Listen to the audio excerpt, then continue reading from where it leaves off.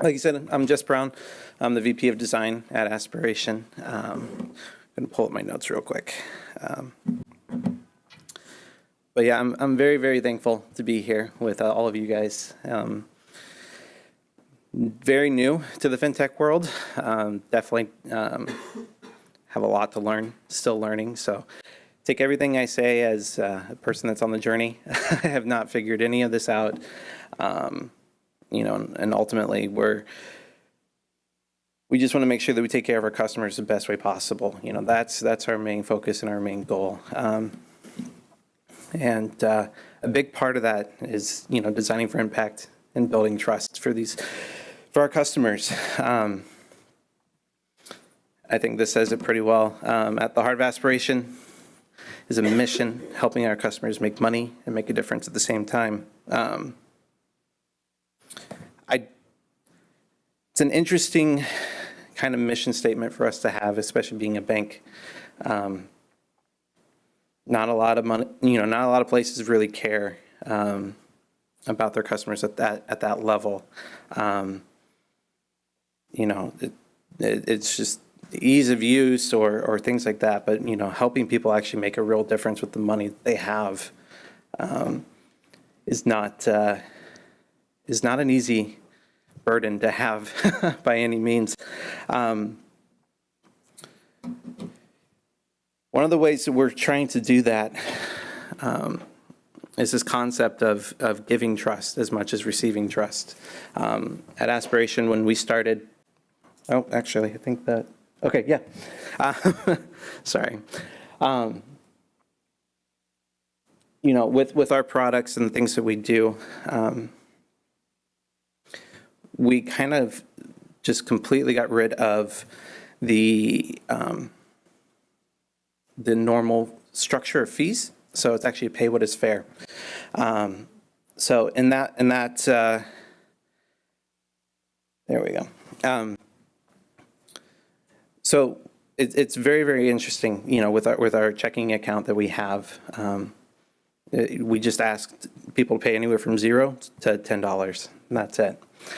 We got rid of all of the other fees that are associated, overdraft fees, all those other things, so we can actually let our customers keep their money and actually make an interesting impact on their lives.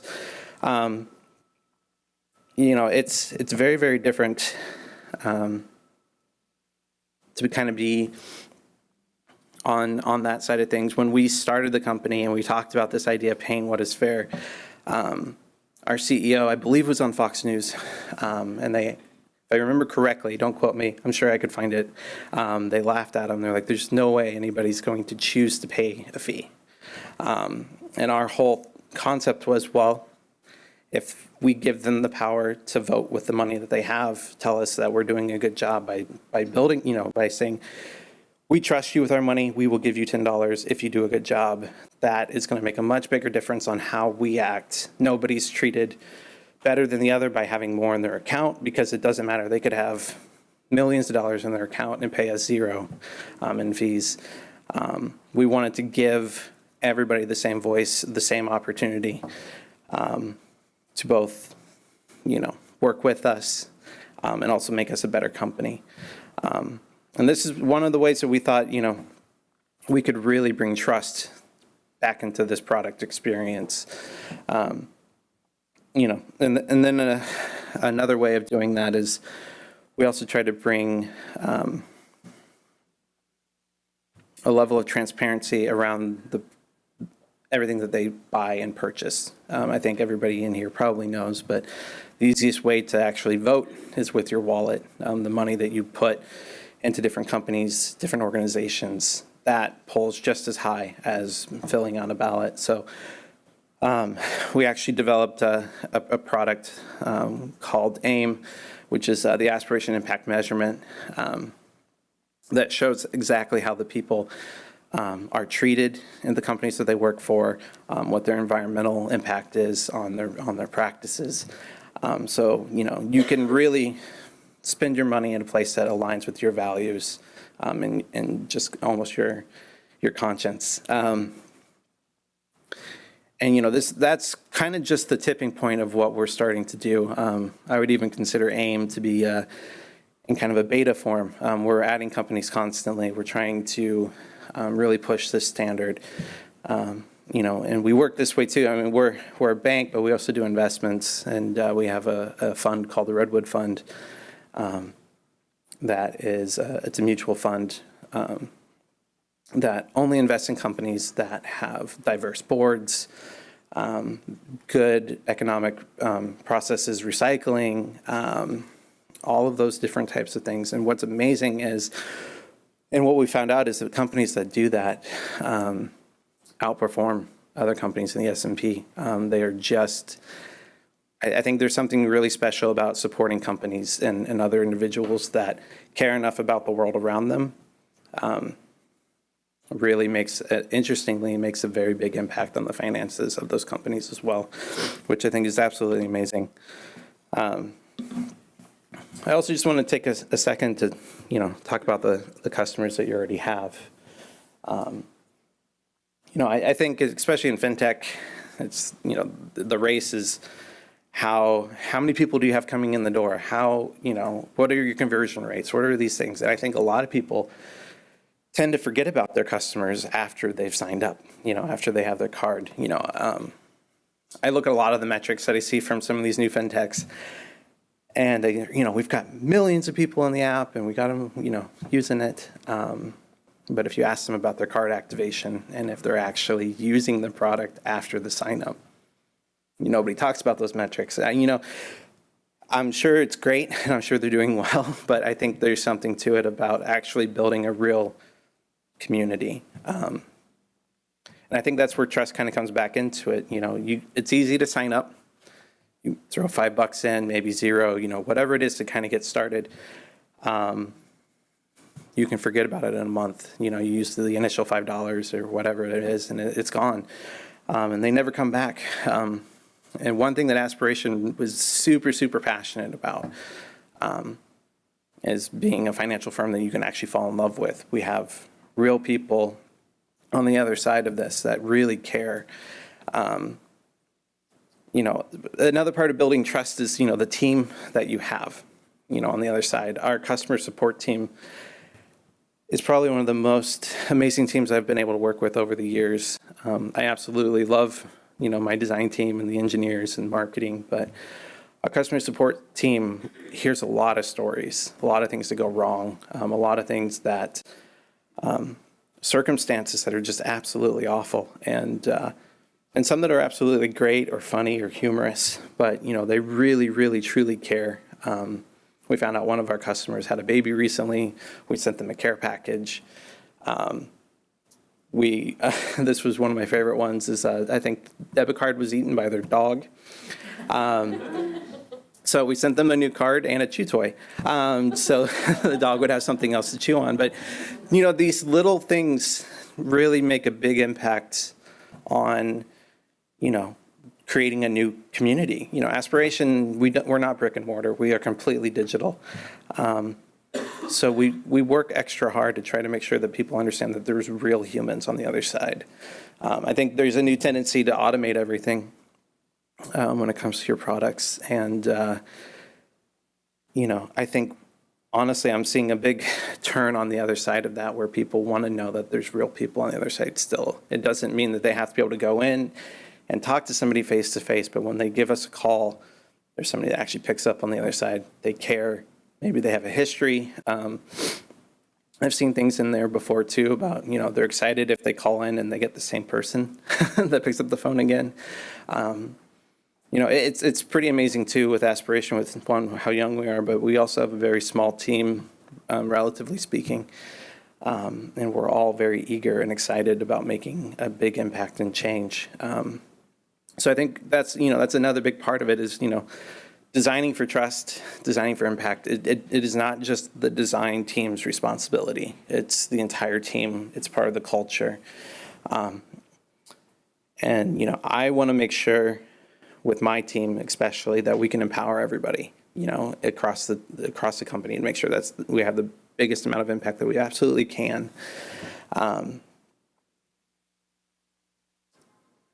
Yeah, sorry, I took a moment to reflect on that. It's very, very interesting to just kind of be in this almost new economy, in this new world where, money's not as physical as it used to be. And making sure that people feel that they're actually genuinely being taken care of is a big responsibility. And I really hope that everybody is really thinking about those types of things. So we were talking a little bit earlier about AIM, and this is kind of a fun little illustration of people going around. This was Carlsbad in San Diego, making purchases. Again, one of the biggest things that we think is valuable for building trust is transparency. So when you swipe your card, use Apple Pay or whatever, we show your purchases and those scores. So, it's really interesting too. Not everybody is as conscious about the environment, but they might really, really care about how the people are being treated on the other side. So when we started this program, we all thought 100% gas companies were going to just be at the bottom. There's no way they're going to have a good score. And what we came to find out later was the opposite. They might not have, what everybody would consider the best practices, but they sure treat their employees really, really well.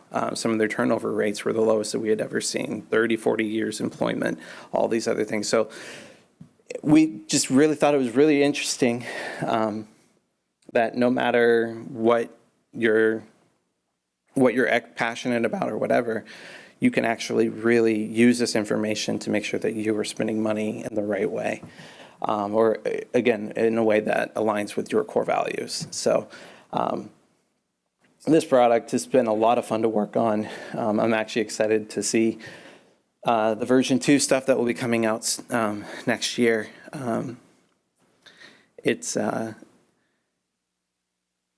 It's amazing what happens when you have that level of transparency starting to come out, with everything that you do.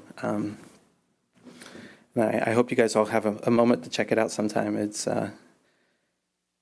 and actually see how your money's affecting the world around you. There's this amazing book that I was told about the day I joined Nest by my friend Abdul. And it's the book called Wabi Sabi, and I don't know if any of you have ever read it, but I highly, highly recommend reading it. Leonard actually was an architect that I don't believe ever actually built anything. He actually ended up curating a magazine on architecture. But the book is on this concept of Wabi Sabi, which at the first chapter, I believe, of the book is talking about how you can't actually explain Wabi Sabi, but then proceeded to write a book to explain it. But at the end of the book, there's this small quote, and the full quote is amazing, but this is one part that just absolutely has resonated with me over the past 7 years, which is, pare down the essence, but don't remove the poetry. When you're building a product and building design, it's very, very important to get all the clutter and mess out of the way so people can get in there and do what they absolutely need to do. If they can't, they become frustrated. They might even feel like you're hiding information from them. The harder it is to get to where they need to go,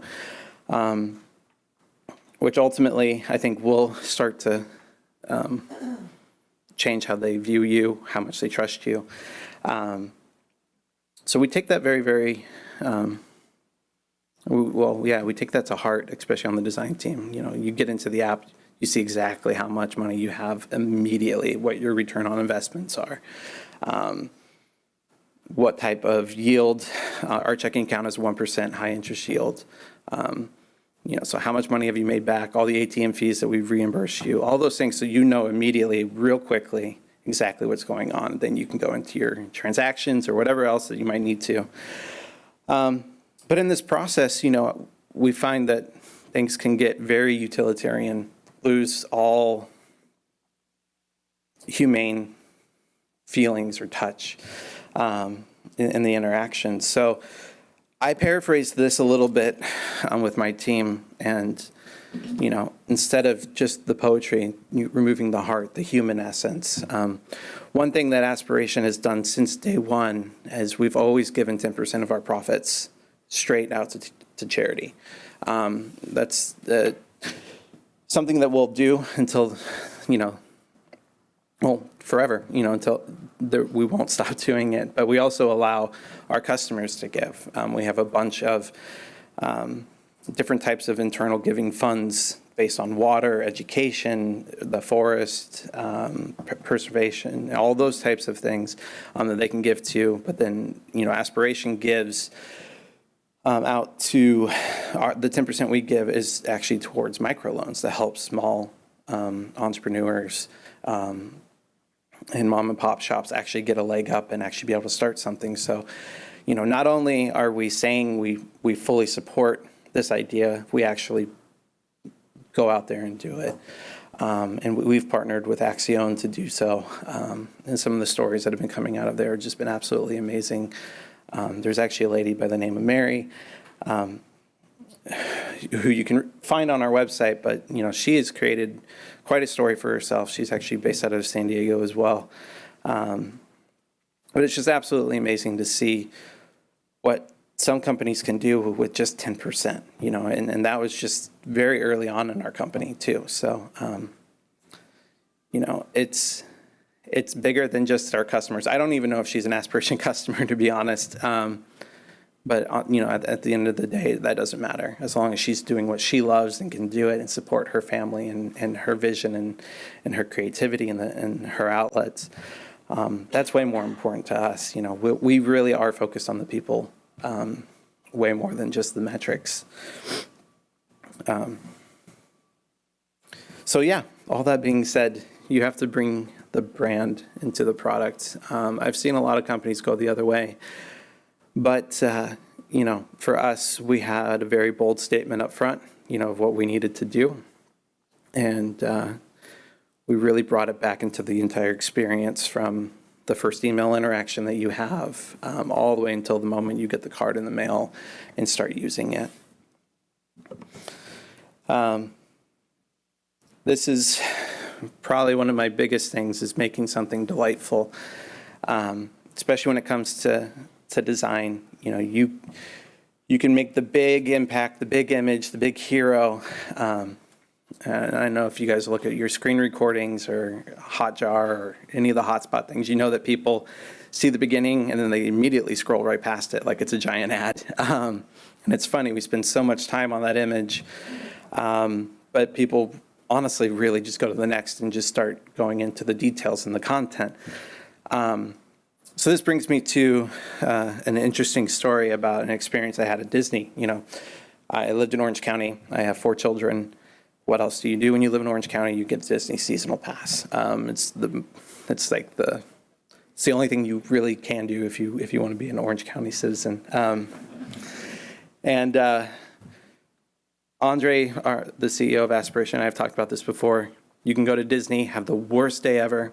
On the way out to the tram, something will happen that will be just catch you off guard. It'll be fun. And you're like, Disney's the best place ever, even though it was absolutely miserable for the first 10 hours, and then you come back next weekend. But there was an instance like that with my family and I. It was about a 90-degree day, very, very hot, very gross, and trying to find somewhere to eat with 4 children, which I don't know if any of you guys have kids. That's quite a task. Nobody wants the same thing, and everybody's irritated. But we're walking around, and my daughter starts pointing and yelling, Donald Duck, Donald Duck. So we all look, and didn't see a character walking around or anything. And she noticed that none of us are seeing what she's seeing. Mind you, she's 3 feet tall. So she starts pointing down at the concrete, and we see this illustration from one of the street sweepers that when they cleaned a certain area, they would mark the area with an illustration as like their final cleanup area. And it was amazing. This is something that lasts, again, 90-degree day, black, hot asphalt, that disappears in 30 seconds. It's just a fleeting moment. But my daughter thought it was the coolest thing. We looked up the way, and there was, another one being drawn, and it just kind of kept going up through the entire walkway. And I didn't think about it in the moment, but later I was just like, that was such a moment of pure delight and enjoyment, and it had nothing to do with the parade. It had nothing to do with fireworks, none of the big grand gestures. It was honestly just empowering, a simple task and a person that had a skill to make some of these illustrations and to let them enjoy what they were doing and do that well.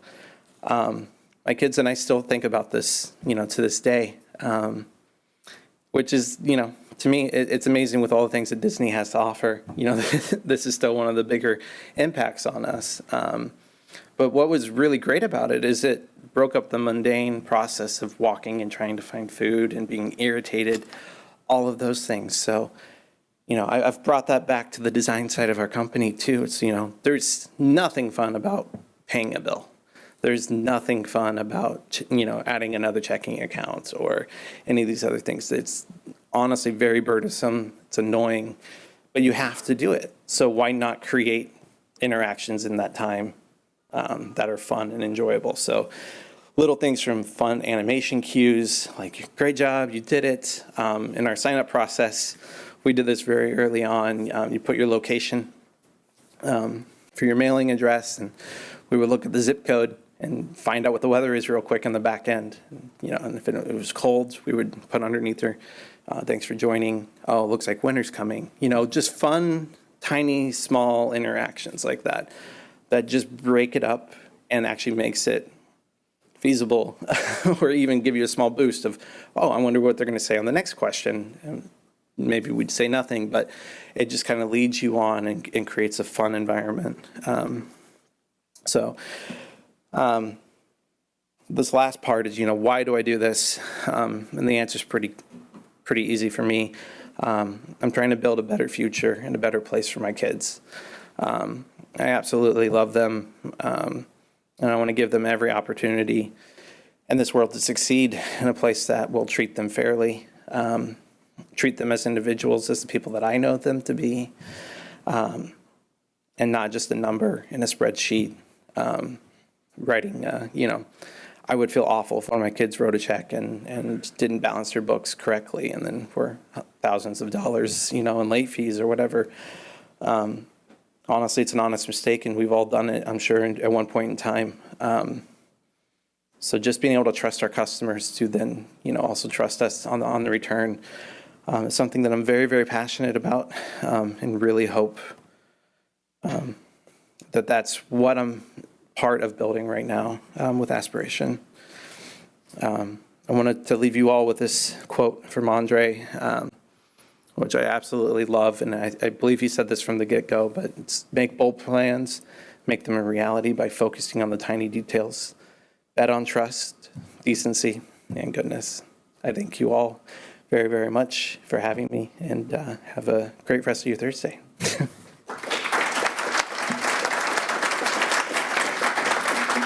So a lot of thanks to everybody in the audience who's have been submitting some really fantastic questions here. In the interest of time, I'm going to call this to the number one question we've got here. So Jess, the question is, terrific product, company, and mission. How do you nudge people to make their $1 to $10 contribution? Well, with the banking product, we do a very simple breakdown. It's a calculator just showing you how much you actually pay in fees at what we'll call the national average, and what we are actually able to do in return. So even paying a zero, you're already making about $300 extra a year just through the interest building that we have built into our platform, but also just in the fact that there's zero other types of fees that come into this. So we just lay that out, very, very simple up front. I think the other part of that question is education. I don't think a lot of people honestly know that their checking accounts aren't necessarily free. Their savings accounts aren't free. So really, education goes a long way in that. So we are, again, very transparent on our own side, but then equally transparent on behalf of the customer, for them to really understand what's going on. So I hope that answers the question. Thank you so much, Jess. Yeah, thank you guys.